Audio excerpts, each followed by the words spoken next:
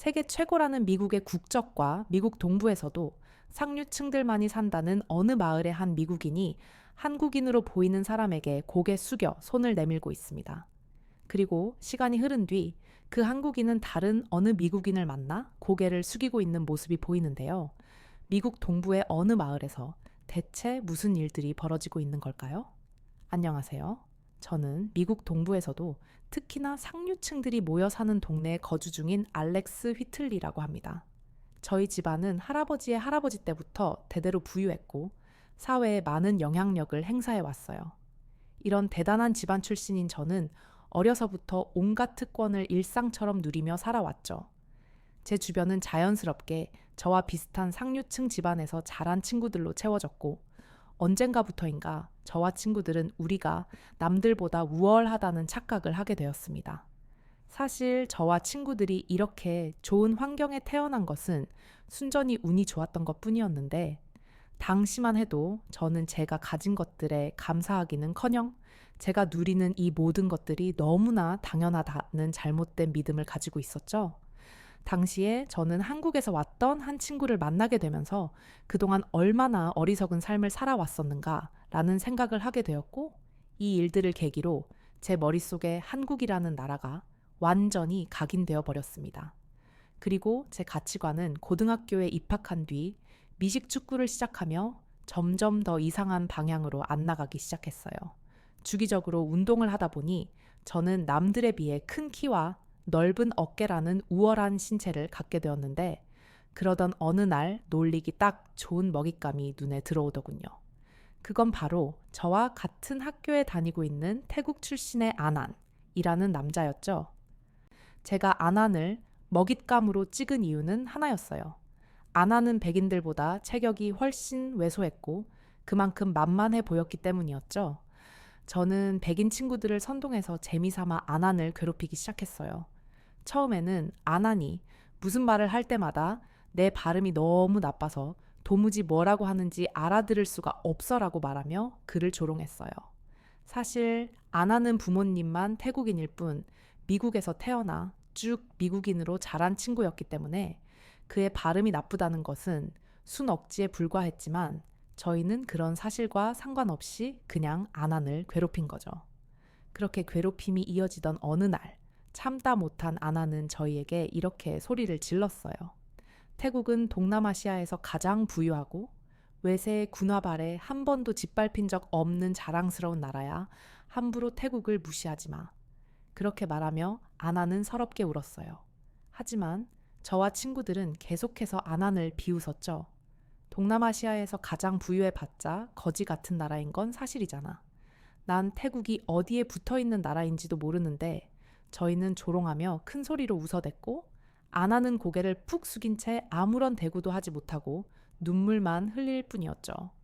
또 어느 날은 학생 식당에서 점심을 먹는데 어디선가 처음 맡아보는 음식 냄새가 나다군요. 돌아보니 역시나 아난이 태국 음식 똠양궁을 점심으로 싸워서 먹고 있었고 저와 친구들은 안 그래도 심심하던 채 잘 걸렸다고 생각하며 아난에게 몰래 다가갔어요. 그리고는 아난의 도시락을 엎어버렸죠. 음식이 쏟아지며 아난이 앉아있던 자리는 순식간에 엉망이 되어버렸고 이게 무슨 짓이냐며 소리치는 아난을 보며 저와 친구들은 미안함을 느끼기는커녕 배꼽을 잡고 웃어댔어요. 그러면서 이렇게 말했죠. 미안? 그거 내 점심이었어? 나는 하도 냄새가 고약하길래 쓰레기인 줄 알았지. 그렇게 저희는 일부러 보란 듯이 코를 막으며 아난을 놀려댔고 결국 아난은 점심도 제대로 먹지 못하고 식당을 떠나야 했습니다. 이런 일들이 계속 반복되자 얼마 못 가 아난은 전학을 가게 되었죠. 지금 돌이켜 생각해보면 저와 친구들이 저지른 일들이 너무 끔찍하게 느껴지고 저의 지난 시간들이 죄스러울 뿐이지만 당시에 저는 그게 잘못이라는 자체를 알지 못했어요. 오히려 그때는 우리 백인이 덜 떨어진 아시아인을 괴롭히는 일쯤이야 별거 아닌 것으로 여겼죠. 게다가 저는 세계의 중심이자 가장 강력한 국가인 미국의 일원이었고 이렇게 특별한 국가에서 태어난 저는 선택받은 사람임이 분명하다는 생각도 당시에는 하고 있었어요. 그리고 미국보다 못 사는 나라들은 다 그들이 못나고 부족해서 그 수준에 머무르는 것이고, 미국과 수준이 맞지 않는 나라들은 무시당해도 싸다고 생각했죠. 그들이 미국만큼 성공하지 못하고 후진국 지위에 머무르는 것은 미국인들만큼 노력하지 않았거나 아니면 능력이 없기 때문이었을 테니까요.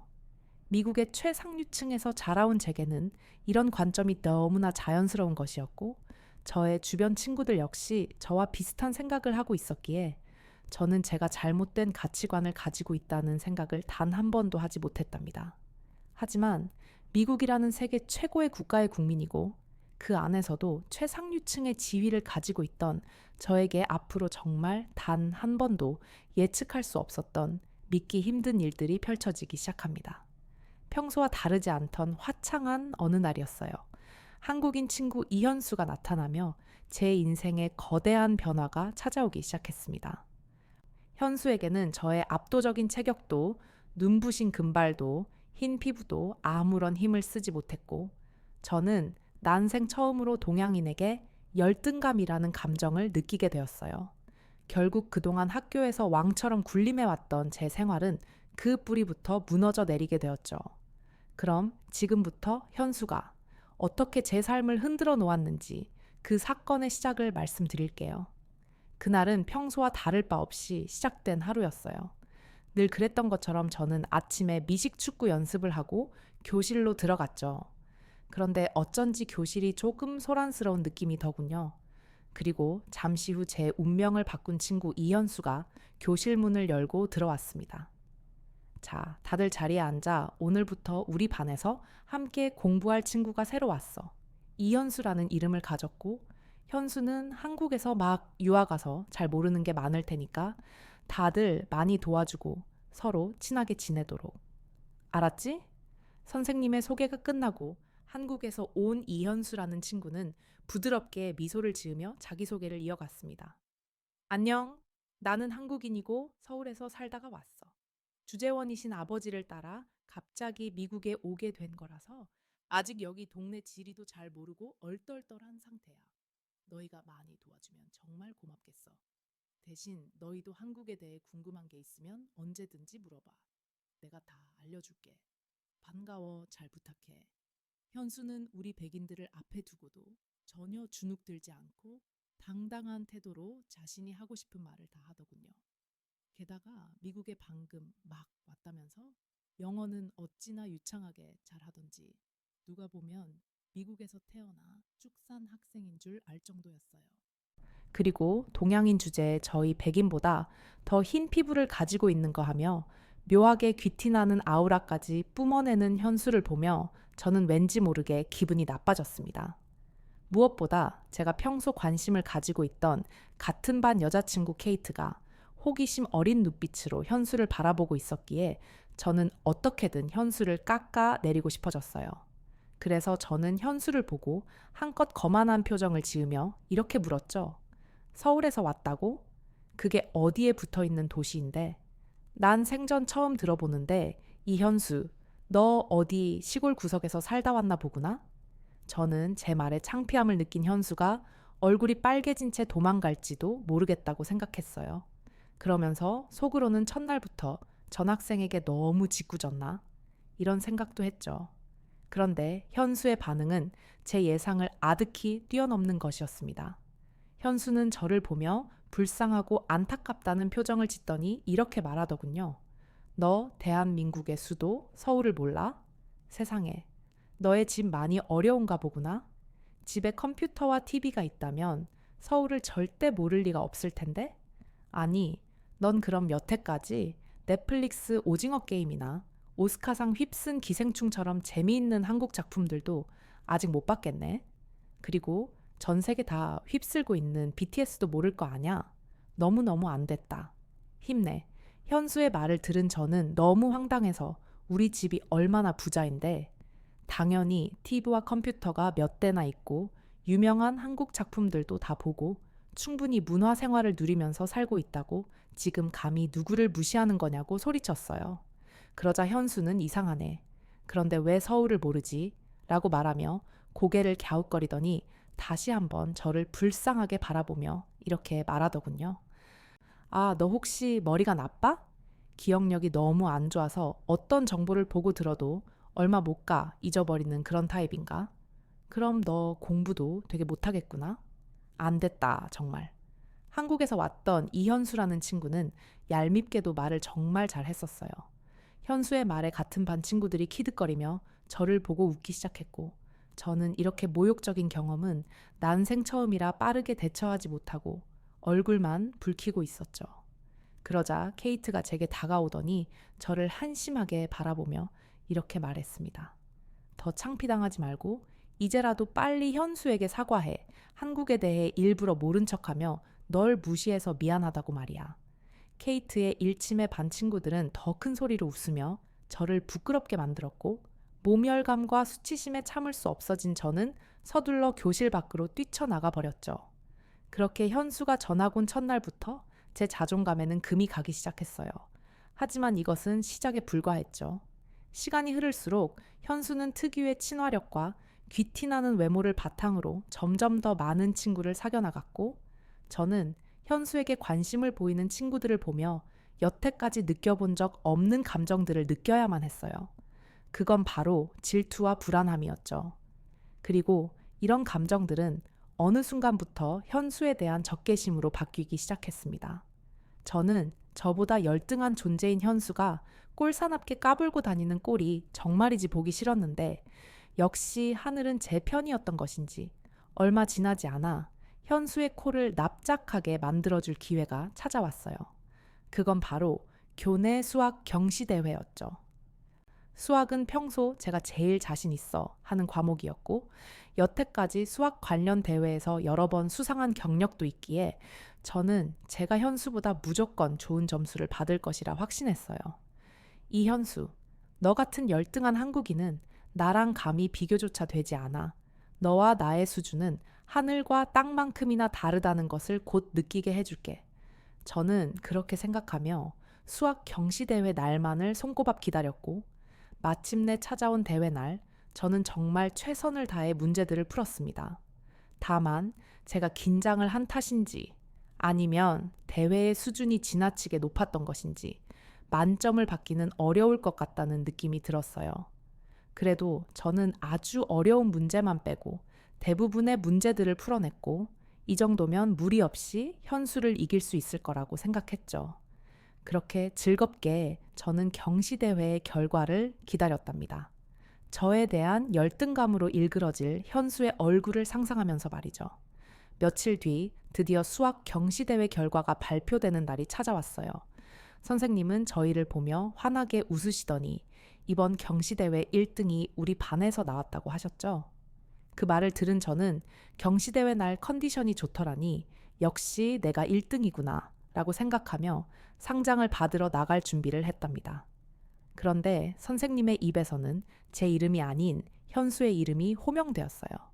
그 순간 저는 바위처럼 굳어버렸죠. 그러는 사이 현수는 친구들의 박수를 받고 있었어요. 그건 원래 제가 누려야 했을 영광이었는데 저는 정말이지 이 상황을 받아들일 수가 없었죠. 그때 케이트가 여자애들과 쑥덕거리는 소리가 들려오더군요. 한국인들은 세계에서 손꼽히게 IQ가 높다던데 현수도 그런가 봐. 지난번에 현수가 제출한 에세이 봤어? 아이디어도 독창적이고 퀄리티도 다른 애들이랑 비교 불가였잖아. 내가 알아보니까 한국어는 세상에서 단어 수가 제일 많은 언어 중 하나래. 그래서 현수가 저렇게 언어에도 소질이 있는 거지. 그것뿐만이 아니야. 체육 선생님 말씀을 들어보니까 현수는 우리 미국 애들보다 기초 체력이 엄청 뛰어나대. 솔직히 미국인들은 기름진 음식만 먹어서 고도비만이 엄청 문제잖아.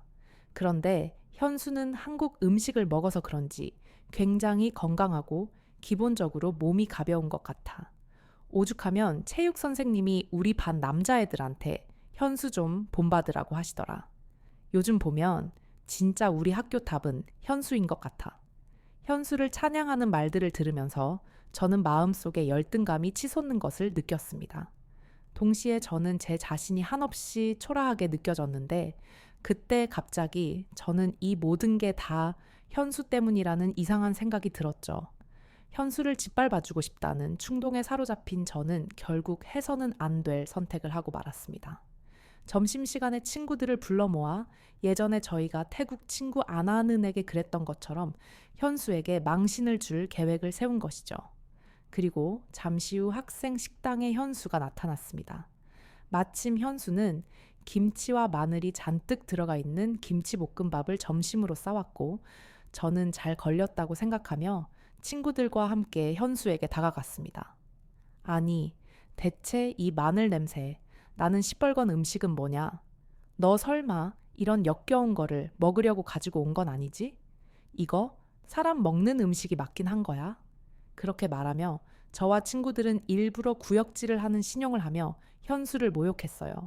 그런데 예상외로 현수는 눈 하나 깜짝하지 않고 저희를 똑바로 노려보더군요. 그 매서운 눈빛에 어쩐지 저는 맹수 앞에서는 생쥐가 된 듯 쫄린 느낌이 들었지만 그래도 그런 티를 내지 않고 저도 현수를 같이 노려보았죠. 그러자 현수는 한숨을 한 번 쉬더니 이렇게 말하기 시작했습니다.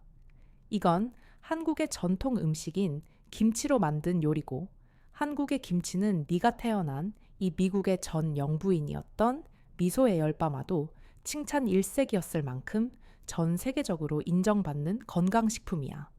그러니까 어디 가서 무식하다는 소리 듣고 싶지 않으면 김치를 보고 역겹다는 동, 냄새 나는 동, 그런 어디 모자란 그런 말은 내뱉지만 그러니 가서 네 소세지나 먹으라 알았니? 현수의 말에 저는 크게 당황했습니다. 왜냐하면 저는 현수가 울면서 도망갈 줄 알았지. 이렇게 당당하게 맛 받아칠 줄은 전혀 예상하지 못했으니까요. 그렇게 당황한 저희가 우물쭈물하고 있자 현수는 저희를 무시하는 말투로 더 할 말 없으면 시끄럽게 떠들지 말고 내 앞에서 사라져. 너희는 밥상머리 예절도 모르냐고 말했고 고작 이런 동양인에게 무시당했다는 생각에 머리 끝까지 화가 난 저는 현수의 멱살을 잡아당겼습니다. 이런 버르장머리 없는 동양인은 힘으로라도 제압해야겠다는 생각이었죠. 아무리 똑똑한 척하며 떠들어봤자 현수는 저보다 체격이 작은 동양인에 불과했고 저는 당연히 힘에서는 제가 우위라고 생각했거든요. 몇 대 처음 맞으면 깨갱거리는 강아지 마냥 엎드릴 거라 생각했습니다. 그런데 그 순간 생각지도 못한 일이 벌어지기 시작했습니다.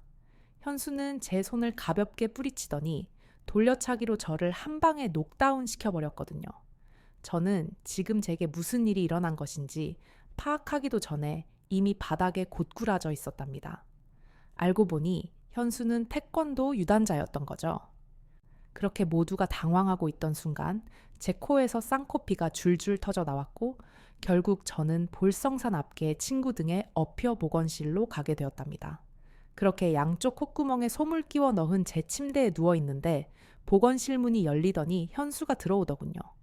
그 자식을 발견한 저는 바로 등을 돌려 누워버렸어요. 그러자 현수는 제 뒤로 다가와 잠시 망설이더니 사과하기 시작하더군요. 알렉스 미안해. 아무리 화가 난다고 해도 친구를 때리면 안 되는 건데 많이 아팠지? 진심으로 사과할게. 그런데 저는 오히려 사과하는 현수를 보며 더 분노가 치밀었어요. 현수가 이러는 것은 꼭 자기가 저보다 우월한 인간이라는 것을 보여주고 싶어서 그러는 것 같았거든요. 물론 이건 저만의 착각에 불과했지만 당시 백인 우월주의로 똘똘 뭉쳐 있었던 저는 눈에 뵈는 것이 없었죠. 그래서 저는 현수에게 괜히 시비를 걸었답니다. 시끄러워. 김치 냄새 나니까 나가. 제가 이렇게 말하자 현수도 더는 저를 상대하고 싶지 않았는지 보건실을 나가버렸고 그렇게 혼자 남은 저는 앞으로 현수에게 어떻게 이 일을 갚아줄까 고민하기 시작했습니다. 저는 어떻게든 반드시 현수에게 복수할 생각이었어요. 그날 오후 집으로 돌아간 뒤에도 저는 머리를 싸매고 앉아 현수에게 복수할 여러 가지 방법을 떠올려 보았죠. 그런데 마땅한 방법이 떠오르지 않더군요. 현수가 저보다 공부도 더 잘하고 운동도 잘하고 심지어 친구들에게 인기까지 많으니 걔를 도대체 어떻게 당해내야 할지 좋은 방법이 떠오르지 않았어요. 그렇게 한참 고민하고 있는데 때마침 집에 돌아오신 할아버지가 제게 무슨 일이 있냐고 얼굴이 좋지 않다고 하시더군요. 저는 어차피 혼자 고민해봤자 답이 나오지 않으니 할아버지께 조언을 구해보기로 했죠. 결국 저는 그동안 현수와 있었던 일들을 할아버지께 말씀드리기 시작했어요. 그런데 할아버지는 오히려 현수가 아닌 저에게 불편한 표정을 지으시며 화를 내시더라고요. 그때 정말 당황했었습니다. 한국인을 그렇게 무시하면 절대 안 되는 거야, 알렉스. 적어도 너는 네가 그렇게 무시한 그 한국인들이 너의 목숨을 살려준 은인이라는 걸 알아야 해. 할아버지는 그렇게 말하시며 제게 크게 실망했다며 내 손자가 이렇게 어리석고 형편없는지 몰랐다면서 현수가 아닌 저를 질책하시며 고개를 저으셨습니다. 저는 할아버지가 대체 왜 이러시는지 이해가 되지 않아서 그저 멍청한 얼굴로 할아버지를 바라보고 있을 뿐이었죠. 그러자 할아버지는 저를 한심한 놈이라고 부르시며 할아버지와 한국인 사이에 있었던 놀라운 일화를 말씀해 주시기 시작했습니다. 젊은 시절 할아버지는 베트남전에 참전했었는데 베트남전에 참전했던 그곳은 지금까지도 가끔 할아버지의 악몽에 등장할 정도로 생지옥 그 자체였다고 해요. 익숙하지 않은 더위와 외부와 단절된 정글 속에서 고립된 채 몇 날 며칠 동안 전투를 벌이며 할아버지는 생전 처음 겪어보는 공포를 마주했다고 하셨죠. 베트남 군인들은 꼭 정글 속에 사는 괴물들 같았단다. 그들은 나무 위에서 기습을 하거나 숨겨진 땅굴을 통해 튀어나오며 우리 미군을 혼란스럽게 만들기 일쑤였고 그들을 상대하는 동안 셀 수도 없이 많은 미군이 속수무책으로 죽어갔지. 심지어 베트남 군인들은 동물의 울음소리를 소름 끼치게 흉내내며 정글에 사는 짐승인 척하고 우리에게 접근하기도 했지. 정신을 차렸을 때는 이미 베트남 군이 우리의 코앞에 다가온 뒤였고 결국 우리 부대는 무방비 상태로 몰살을 당했단다. 할아버지는 베트남 군과 눈이 마주친 순간 정말이지 심장이 멎는 것 같았다며 당시를 회상하셨어요. 할아버지를 포함한 소수의 미군은 각각으로 그 끔찍한 전투에서는 살아남았지만 여전히 베트남 군에 포위된 상태였고 언제 베트남 군이 또 기습을 해올지 알 수 없는 상황 속에서 할아버지는 두려움에 질식할 것만 같았다고 하셨어요. 그만큼 베트남 군은 압도적으로 강한 적이 없고 전쟁이 길어질수록 할아버지를 포함한 미군들은 살아서 고국으로 돌아갈 수 있을 거라는 희망조차 버렸다고 했죠. 그런데 알렉스 할아버지는 당시의 기적을 만났었단다. 그래, 기적이 일어난 거야. 그때 한국 군인들이 우리를 도우러 와줬던 거야. 그 한국군을 마주한 순간 난 정말이지 하늘에서 천사가 내려온 줄 알았어. 할아버지는 당시를 회상하며 눈시울을 붉히셨어요. 할아버지의 얼굴에는 한국에 대한 감사와 존경이 가득 담겨 있다는 게 느껴질 정도였습니다. 한국군은 곧바로 신속하게 적군을 제압하기 시작했고 그렇게 한국이 베트남전에 합류한 지 단 며칠 만에 전쟁의 양상은 완전히 바뀌어버렸단다. 한국군은 우리들에게 있어 그야말로 희망의 빛이었어. 그러면서 할아버지는 지금 자신이 이렇게 살아있는 것은 모두 한국군의 용기와 희생 덕분이며 우리 집안 사람들은 언제까지고 한국에게 감사함을 잊어서는 안 된다라고 강조하셨어요. 만약 한국이 없었다면 할아버지는 베트남전에서 전사하셨을 것이고 그렇다면 현재 우리 가족은 존재하지 못했을 테니까요. 할아버지의 말씀을 들은 저는 엄청난 충격으로 한동안 말을 잇지 못했습니다. 우리 가족에게 이런 사연이 있었다는 것도 놀라웠고 그런 줄도 모르고 한국인 현수에게 함부로 행동했던 것이 너무 죄스러워서 여러 가지 감정이 한꺼번에 몰려오며 너무 혼란스럽고 마음이 무거웠어요. 그런 저를 보며 할아버지는 당장 내일 학교에 가면 현수에게 진심으로 사과하고 가능하다면 그 친구를 우리 집에 초대해 달라고 하셨어요.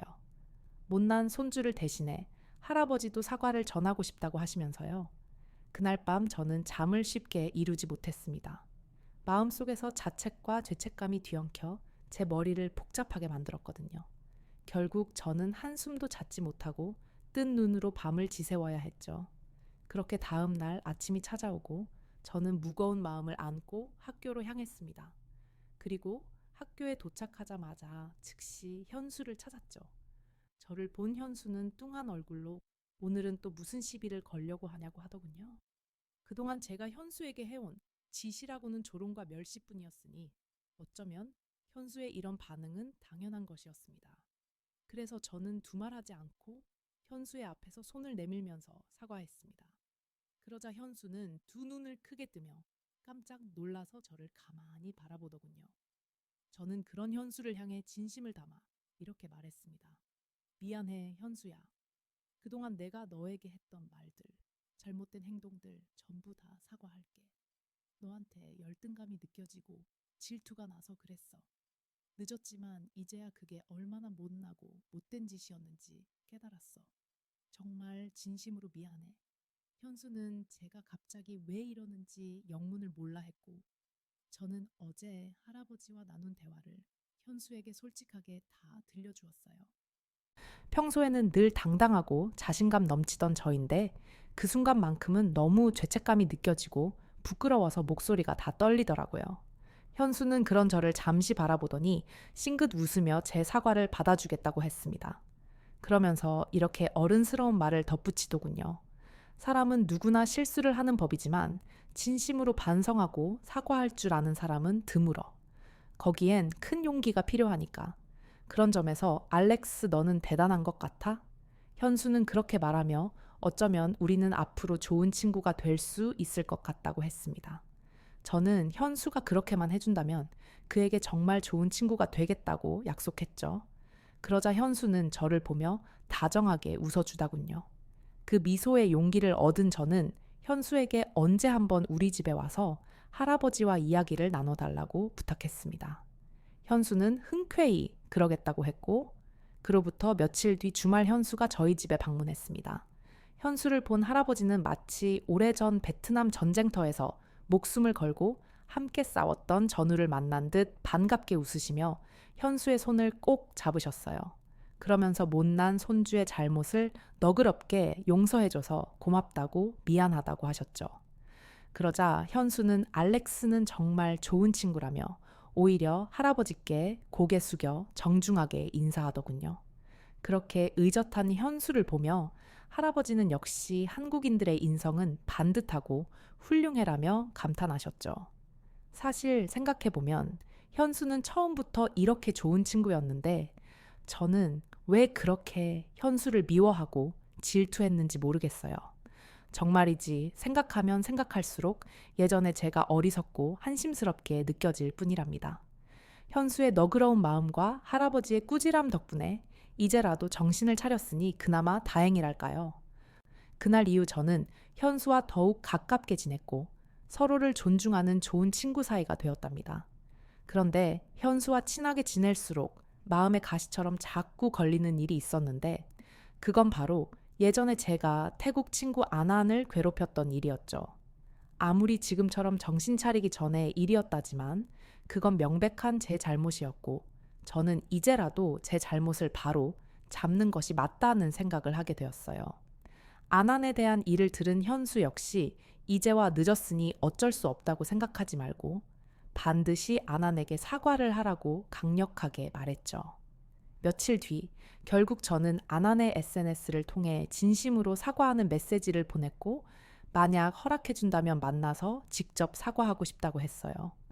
그동안 제가 얼마나 잘못된 길을 걷고 있었는지 내 모자란 언행 때문에 아난 네가 얼마나 상처받았을지를 생각하면 너무 미안하고 입이 10개라도 할 말이 없다는 말도 덧붙였죠. 처음에 아나는 제 메시지에 답을 해주지 않았어요. 하지만 저는 몇 번이고 진심을 담아 아난에게 사과를 했고 제가 답이 없던 사과의 메시지를 반복해서 계속 보내자 얼마 후 고맙게도 아나는 제게 짧은 답장을 해주었어요. 아직은 너를 완전히 용서하기는 어렵지만 그래도 네가 반성하고 있다는 말은 진심이라고 믿어. 우리 나중에 조금 더 시간이 지난 뒤에 보자. 아난의 답장을 보는 순간 저는 지난 날에 대한 후회로 뜨거운 눈물을 흘렸습니다. 현수는 제 옆에서 이게 끝이 아니야 라고 말하며 앞으로도 아난과의 관계를 회복하기 위해 계속 노력해야 한다고 말해줬어요. 저는 제가 이렇게 못난 사람임에도 불구하고 저를 바른 길로 이끌어주는 좋은 친구를 가지고 있다는 생각에 참 감사하다는 생각이 들었죠. 그러면서 예전에 한국군은 베트남에서 할아버지의 목숨을 구해줬었고, 지금 한국인 현수는 저의 인생을 구해줬다는 생각도 들었어요. 만약 제가 현수를 만나지 못했다면 지금 저는 어떻게 살고 있을까요? 아마 사람을 외모와 국적으로 판단하며 잘못된 편견에 사로잡힌 채 여전히 엉망으로 살고 있겠죠. 하지만 다행히도 저는 현수라는 훌륭한 한국 친구를 만나게 되었고 제 삶을 변화시킬 수 있었습니다. 이제는 과거에 불량 학생으로 지냈던 알렉스는 더는 없어요. 요즘 저는 현수를 본받아 성실하게 공부하고 건강한 음식을 먹으며 한 단계 더 나은 인간이 되려 노력하고 있거든요. 현수의 옆에서 현수를 닮아가다 보면 언젠가 분명 저는 완전히 달라져 있을 거라고 믿어요. 저는 현수의 앞에서 다시는 다른 사람을 무시하지 않고 존중하며 살겠다는 다짐을 했고, 현수는 그런 저를 보더니 아주 인상적인 제안을 한 가지 했습니다. 그건 바로 고아원 봉사였죠.